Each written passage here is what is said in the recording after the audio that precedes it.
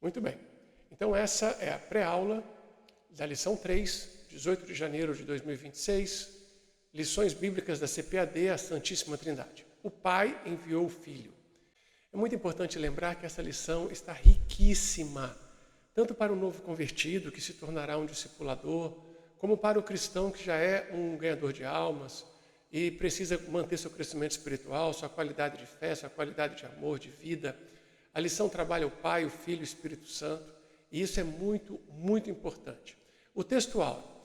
Nisto se manifestou o amor de Deus para conosco, que Deus enviou seu Filho unigênito ao mundo, para que por ele vivamos. Então o texto áureo já entrega a missão do aprendizado desta aula. Entender o papel da vida do Espírito de Deus em nós, para que por Jesus alcançamos vida, onde Deus, a Trindade, não são apenas objetos de crença, mas são realmente a essência daquilo que fazemos, daquilo que amamos, daquilo que operamos. Verdade prática. O envio do Filho revela o amor do Pai e a perfeita unidade da Trindade no plano de salvação, garantindo a redenção. Quantos crentes que têm lá no fundo do seu coração uma dificuldade em receber Deus como Pai, em ter certeza da sua salvação? Mas o próprio Senhor veio buscar e salvar o que se havia perdido e ele não perde viagem. O próprio Senhor disse: dou-lhes a vida eterna, nunca hão de perecer. Ninguém as arrebatará da minha mão. Se formos ovelhas, se formos aqueles que ouvem a voz do Senhor, ninguém nos arrebatará de suas mãos. É promessa, e ele é fiel cumpridor de suas promessas. Aqui nós temos a leitura diária, muito importante, e sobretudo, eu convido os alunos a lerem as passagens antes da aula. Convido os professores a estimularem os alunos a ter uma experiência diária com a lição. Se você passa 7 dias da semana focado no crescimento espiritual, a partir de uma direção que é a lição, com certeza a aprendizagem, com certeza o fortalecimento será extraordinário. O texto bíblico está em João, capítulo 3, versículo 16 e 17, 1 João 4, 9 e 10, Gálatas 4, versículos de 4 a 6. O plano de aula, ele vem aqui bem organizado, trabalhando os objetivos da lição, a motivação do filho, a sugestão de método de aula. E é fundamental, professor, que você desenvolva com o aluno os objetivos da lição. É bom quando nós falamos, nosso objetivo é esse, e depois nós ouvimos do aluno se ele adquiriu esses objetivos. Compreender que o envio do Filho é a maior prova do amor do Pai. Reconhecer que a vinda de Jesus ocorreu no tempo certo, segundo o plano eterno. Identificar a Trindade na execução da salvação. Então esses são os 3 objetivos. Imagine o aluno saindo da sala de aula, dominando esses objetivos a ponto de ensinar a outros. E é aqui, professor, que está a diferença entre ser um profeta e ser um comunicador. Porque o profeta, ele jejua e ora para que os alunos saiam da sua aula como capazes de ensinar aquilo que aprenderam. E se nós não tivermos a organização, foco, o que eu quero que meus alunos aprendam, o que eu quero que meus alunos ensinem depois da aula, nós vamos gastar muito tempo disperso. E eu não sei se ele vai ter esse poder, esse objetivo ele pode ter, mas não sei se ele vai ter essa habilidade, essa competência desenvolvida. Qual competência? Ensinar o que aprendeu. Saber tão bem que ele pode explicar para qualquer pessoa, em qualquer lugar, aquilo que ele aprendeu. Portanto, foco nesses 3 objetivos. Olha. Primeiro objetivo, compreender que o envio do Filho é a maior prova do amor do Pai. Você usa versículos para isso. Reconhecer que a vinda de Cristo ocorreu na plenitude dos tempos. Identificar a atuação da Trindade no processo de salvação. Tudo bem? Ok. Prosseguindo. No plano eterno da redenção, é o Pai que envia o Filho para salvar o mundo. E esta verdade, ela revelada nas Escrituras, manifesta o amor do Pai e reafirma como a triunicidade permeia o processo de criação, o processo de redenção, o processo de avivamento, o novo nascimento. E essa triunicidade, é porque o Pai, o Filho e o Espírito Santo trabalham unidos, com papéis distintos. Então nós veremos que o envio do Filho unigênito de Deus, que é a segunda pessoa da Trindade, é acompanhado da obra do Espírito Santo e do amor daquele que envia. O amor incondicional do Pai. O envio de Jesus Cristo, Filho unigênito do Pai, é a maior demonstração de amor de Deus ao mundo. O verbo grego agapao e o substantivo agapê expressam a natureza essencial de Deus, que busca entregar algo de bom, a graça, para todos, sem acepção de pessoas. Mesmo as pessoas que não merecem. Então Deus prova seu amor para conosco em que Cristo morreu por nós, sendo nós ainda pecadores. Essa última parte do versículo reforça que não temos merecimento, sendo nós ainda pecadores, aqueles que aborrecem a Deus, aqueles que sabem porventura, acreditam porventura, mas se afastam da vontade de Deus. Ensinamos, então, aprendemos e ensinamos que o amor de Deus não é motivado por mérito humano. Isso é muito importante para você diferenciar a seletiva empatia humana, né, que tem empatia por quem ele escolhe ter, e o eterno Deus, que derramou seu amor sobre todos. Então, ele ama o mundo, rebelde e perdido, ele envia seu Filho, não para condenar o mundo, mas para que o mundo seja salvo por ele. Então, ele envia o Filho para dar salvação a quem não merece. E essa salvação que ela vem para quem não merece, ela é incondicional. Esta salvação, ela é incondicional. Ela é graça, ela é vida. E essa iniciativa, ela é soberana do Eterno. O Eterno, antes da queda do homem, já tinha um plano de redenção, como diz Efésios capítulo 1, versículo 4 e 5. E esse plano de redenção, que precede a fundação do mundo, ele mostra a soberania de Deus. Aí alguém pode perguntar, quem é maior? O Pai que envia ou o Filho que é enviado? Para encontrar essa resposta, você precisa apenas contextualizar o envio. Por exemplo, se o Espírito Santo envia os apóstolos, então nós somos inferiores ao Espírito Santo porque a natureza é distinta. Essa pergunta ela surge porque existem artimanhas diabólicas tentando colocar Deus acima do Filho, o Filho acima do Espírito Santo, criando uma hierarquia e até uma competitividade. Mas isso já é muito antigo, isso vem desde a época da igreja primitiva, quando Ário vai tentar criar uma ideia de que Jesus Cristo é uma criatura de Deus e, portanto, inferior, e os testemunhos de Jeová serão completamente intoxicados por essas mentiras e deixarão se corromper, de forma que já desde o início da igreja primitiva, você tem a discussão entre se o pai é maior ou se o filho é maior. Bom, quem é maior? Em relação a essa posição, é importante lembrar que a origem vem das heresias arianas, as heresias que depois vão fundar o Testemunho de Jeová e outras seitas, estão também o tempo todo voltando para tentar colocar Jesus como inferior a Deus, porque eles têm dificuldade de compreender a submissão funcional derivada da encarnação. Por exemplo, em João 13,16, Jesus disse, em verdade vos digo, o servo não é maior do que o seu senhor, nem o enviado maior do que aquele que o enviou. Em João 14,28, Jesus disse, o Pai é maior do que eu. Mas isso se refere não à natureza de ambos, mas à submissão funcional. Quer dizer, enquanto Jesus esteve na terra, ele voluntariamente se despiu, ele aniquilou-se a si mesmo, tomando a forma de servo. E essa forma de servo, ela é inferior à forma plena da soberania divina. Não podemos esquecer, as pessoas confundem exatamente a igualdade da natureza com a submissão funcional. O que é isso? Quando o Pai e o Filho e o Espírito Santo trabalham na encarnação de Jesus, o Pai envia o Filho é gerado pelo Espírito Santo no ventre de Maria, ali o Verbo estava trabalhando a sua encarnação. E essa renúncia da condição plena, da divindade absoluta, ela coloca o Senhor na condição de servo. E na condição de servo, Jesus sim estava numa posição inferior. É por isso que ele diz em João, capítulo 13, versículo 16, em verdade vos digo, que o servo não é maior que o seu senhor, nem o enviado maior do que aquele que o enviou. Em João 14, 28, o Senhor Jesus disse, o Pai é maior do que eu. Mas ele está falando isso em relação à sua submissão funcional, quer dizer, ele se coloca na condição de servo para ser oferecido em sacrifício pela propiciação dos nossos pecados.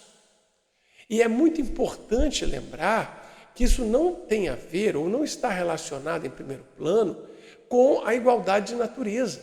Em João 10,30, Jesus, falando da igualdade de natureza, disse, eu e o Pai somos um. Então, quando Jesus fala da essência, ele claramente diz, eu sou. Quando ele trabalha, eu sou. Quando ele trabalha, eu e o Pai somos um, ele está explicando a natureza, a igualdade de natureza. Mas quando ele diz, em João capítulo 13, verso 16, que foi falado aqui, o enviado não pode ser maior do que quem enviou, ou em João 14, 28, o Pai é maior do que eu, ele está dizendo da sua missão salvadora. Então, quando Deus enviou seu Filho, o Filho aniquilou-se a si mesmo, tomando a forma de servo, fazendo-se semelhante aos homens. E achado na forma de homem, humilhou-se até a morte e morte de cruz, pelo que Deus o exaltou soberanamente. Portanto, a Escritura ratifica que nem o Pai é maior que o Filho e nem o Filho é maior do que o Pai em relação à natureza dos dois, mas que o Pai é maior que o Filho no sentido de filho terreno. E sim, Jesus abdicou da sua divindade absoluta para encarnar num corpo perecível, orgânico, cheio das limitações que conhecemos tão bem, porque somos igualmente limitados, que morreu de verdade, deu a sua vida de verdade e ressuscitou genuinamente. Portanto, nessa condição de Deus encarnado, ele submeteu-se a uma condição inferior para cumprir a missão de redenção e da vida eterna, em quem temos a redenção pelo seu sangue, a saber, a remissão dos pecados. O eterno propósito de redenção foi cumprido quando Deus se fez homem e, achado na forma de homem, ele foi plenamente homem e plenamente Deus, enquanto natureza. A Escritura, portanto, ratifica que o amor divino, ele antecede e sustenta esse milagre, porque somente o amor profundo para entregar a si mesmo. O próprio Senhor Jesus também diz em João 10, ali perto do verso 18, 19, ninguém atira de mim, mas eu de mim mesmo a dou, falava ele da sua vida, e este mandamento recebi de meu Pai. Então, não em que nós tenhamos amado a Deus, mas ele nos amou e enviou seu Filho para a propiciação pelos nossos pecados. Portanto, a iniciativa de salvação, ela não parte do ser humano, ela parte de Deus. Em sua soberania, misericórdia, compaixão, Deus agiu em favor da humanidade caída, condenada. Caída porque era escrava do pecado, condenada porque o salário desse pecado é a morte no inferno. E aí alguém pode também perguntar, ora, a salvação é obra de Deus ou do homem? Nós temos o monergismo e o sinergismo. Monergismo é uma doutrina calvinista. Mono quer dizer um, ergon, monergon, é trabalho. Então a salvação seria trabalho de um só, trabalho de Deus. O monergismo ele vai estar mais forte no calvinismo e no luteranismo. Ele enfatiza uma graça soberana de Deus irresistível. Ou seja, Deus escolhe as pessoas que ele quer salvar. E isso, obviamente, se implica em escolher pessoas que vão para o inferno, porque se você não foi escolhido, você também não será, nunca, nem que queira. Bom, e também os textos sobre o monergismo, eles vão encontrar grave resistência. Quando a palavra de Deus, por exemplo, diz que a graça de Deus se há manifestado, trazendo salvação a todos os homens. Quando a palavra de Deus diz que o Senhor não quer que nenhum se perca, mas que todos se salvem. Quando a palavra do Senhor diz que Deus amou o mundo de tal maneira, para que todo aquele que nele crê, ora, a salvação é explícita a todos, oferecida a todos. Um Deus que, inclusive, a palavra do Senhor diz mais de uma vez, que ele não faz acepção de pessoas. Tudo bem. E o sinergismo? O sinergismo ensina que existe uma obra divina e existe uma obra humana. Então, enquanto o monergismo anuncia que a salvação é obra unilateral e exclusiva de Deus, sem qualquer contribuição humana, que o Espírito Santo atua sozinho para converter a pessoa. Ok? O sinergismo diz não. Vem de sim, que quer dizer conjunto, trabalhar em conjunto, e ergon, que quer dizer trabalho. Deus oferece a graça, a salvação. Ele oferece o poder que cura a alma, o poder que limpa os pecados, o poder que remove os obstáculos, o poder que ajuda nas fraquezas, o poder que capacita. Ele providencia todas as ferramentas, mas o homem tem que escolher por meio do arrependimento dos pecados, por meio da entrega voluntária, por meio da confiança perseverante no Senhor. Então, o sinergismo, ele vai trabalhar a parte de Deus e a parte humana. O Eterno inicia a salvação, oferece a graça, e o ser humano deve cooperar com essa graça, respondendo ativamente. Por exemplo, o arrependimento dos pecados. Por exemplo, a fé inteira. Por exemplo, a entrega voluntária. E assim por diante. Dessas duas realidades, monergismo e sinergismo, eu tenho 3 variantes interessantes. O pelagianismo, o semipelagianismo e o arminianismo. Sendo bem breve, pelagianismo nega o pecado original e afirma que o homem pode ser salvo por si mesmo. O semipelagianismo, o homem mesmo depravado, ele pode dar os primeiros passos para Deus, mas não completa a salvação. Quem faz isso seria Deus. E o arminianismo, ele inicia-se dizendo: o Eterno abre as portas da graça, o homem, embora caído, pode responder à graça com arrependimento e fé viva e continuar no caminho da fé, exercendo o seu livre-arbítrio.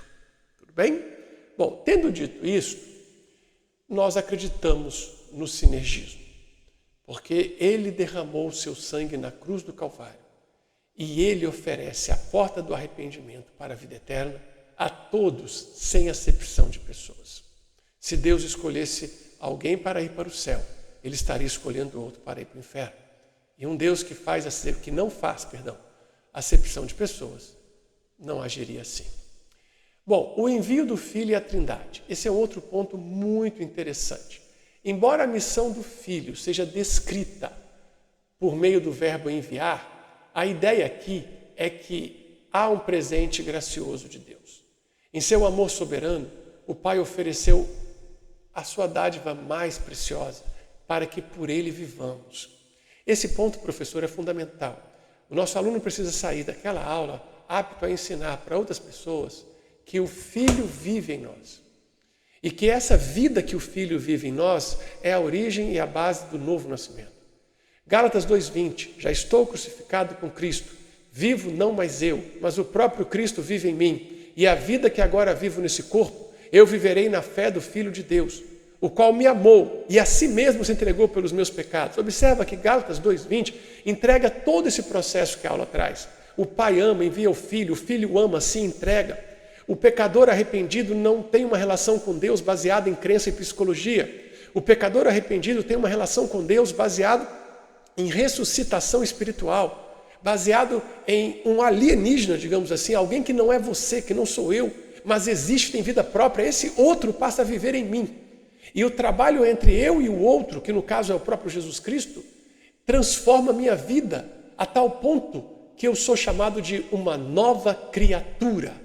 Isso é maravilhoso. E nos tornamos morada permanente da Trindade, porque o Espírito do Senhor vem habitar conosco. Então a doação do Filho, doação de si, a doação do Pai, o próprio Filho, operam esse novo nascimento, essa vida em conjunto, essa sinergia entre o homem arrependido e o Deus que salva o homem. A distinção observada entre o Pai, o Filho e o Espírito Santo, ela é funcional. Os 3 possuem a mesma natureza divina. João capítulo 1, versículo 1, diz: no princípio era o verbo estava com Deus, o verbo era Deus. João 10:30, Jesus disse: eu e o Pai somos um. João 14:26, Jesus disse: não vos deixarei só, enviarei outro Consolador para vós. Então o Filho é enviado para realizar a salvação e a redenção. E há uma harmonia plena na Trindade. A Trindade trabalha única e unida em unicidade perfeita. O Filho é a expressão do amor do Pai e resplandece o poder do Espírito Santo. Tudo bem? convidamos os professores a lerem para os alunos, ou se puderem imprimir, entregar para que os alunos leiam, o amor salvífico do Pai. Muito bem. Passando adiante, aqui eu tenho o Filho e a plenitude dos tempos. O Senhor veio na perfeita época, a plenitude dos tempos. Gálatas 4,4 está escrito: vindo a plenitude dos tempos, Deus enviou seu Filho, nascido sobre mulher, nascido sobre a lei, para remir os que estavam debaixo da lei. Como nós acabamos de falar, a Trindade em perfeita sabedoria e unidade determinou o momento exato para a execução do plano redentor. E é muito importante lembrar que a profecia de Daniel sobre a morte do ungido, ela é feita 69 semanas antes da morte de Jesus. E ela bate rigorosamente com a morte de Jesus. A profecia de Daniel, ela está muito aprofundada para esse momento do nascimento de Jesus. E aí vale a pena nós olharmos um pouco sobre isso. Vamos dar uma olhadinha nisso? Bom, como você viu então, Jesus nasceu no tempo certo. No judaísmo, apesar da rejeição dos líderes entre o povo, a expectativa messiânica já estava elevada. Então Deus já havia preparado ali uma expectativa para o nascimento. Jesus nasce sob a lei, nascido de mulher, e vem remir-nos do poder da lei. E ele é o único a cumprir a lei e nos levou à adoção de filhos. A obra do Filho não trouxe apenas o perdão, isso já era suficiente e maravilhoso, mas também nos deu uma nova posição, a posição de filhos adotivos de Deus. Jesus Cristo é o único Filho de Deus por natureza, mas todos os crentes se tornam filhos por adoção. Só Jesus foi gerado do Espírito Santo, por isso ele é Filho de Deus. Mas todos nós, gerados em pecado, nos tornamos filhos de Deus pela nova geração, a geração do Espírito Santo em nós. Então, a prática da adoção, ela não fazia parte do sistema legal judaico, mas era muito comum entre os romanos. O apóstolo Paulo enfatiza que foi do agrado de Deus inserir no plano de salvação que os salvos fossem adotados como filhos. E é interessante que no Código Civil Romano, quando você era adotado, você perdia todos os vínculos com a família anterior, mas também recebia todos os vínculos com a sua nova família.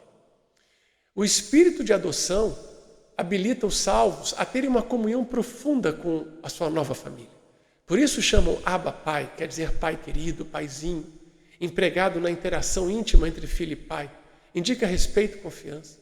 Essa adoção e intimidade, esse acolhimento, é aplicado pelo Espírito Santo, demonstrando novamente a atuação inseparável da Trindade. O Pai envia o Filho nos transforma em filhos do Pai e o Espírito Santo aplica a adoção diária em cada coração. O Senhor Jesus cumpriu cada profecia, proporcionando redenção e adoção a todos os perdidos, que agora se tornam filhos de Deus.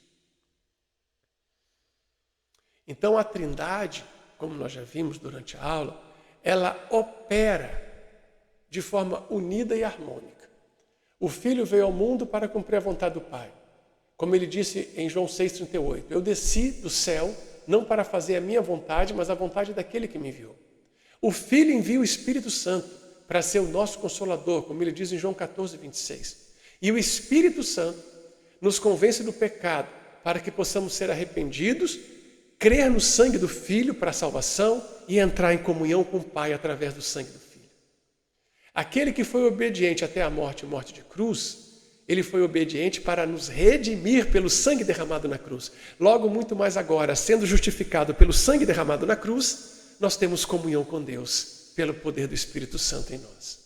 Então, em Cristo, você tem a expressão sublime da obediência, do amor e da unidade perfeita na Trindade.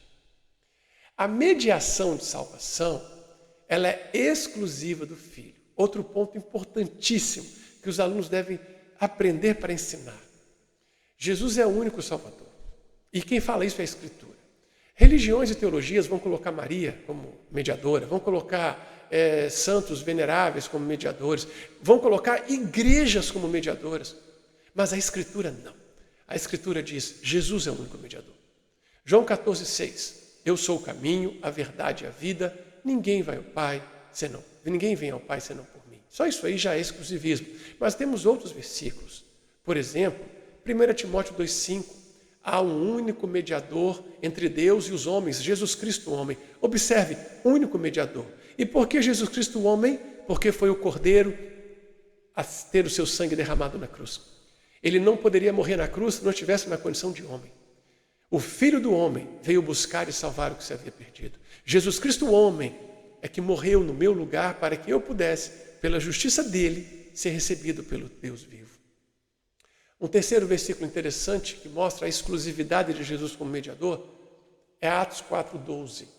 Em nenhum outro há salvação, porque nenhum outro nome há, dado entre os homens, debaixo do céu, pelo qual devamos ser salvos. Nenhum outro nome há. Nem o nome de Maria, nem o nome da igreja, nem o nome de Paulo, nem o nome de ninguém. Nenhum outro nome há. Então a salvação ocorre unicamente por meio da fé em Cristo. Esses 3 versículos precisam ser muito bem aprendidos pelos alunos para que eles possam ensinar aos demais e assim se tornarem frutíferas testemunhas de Jesus.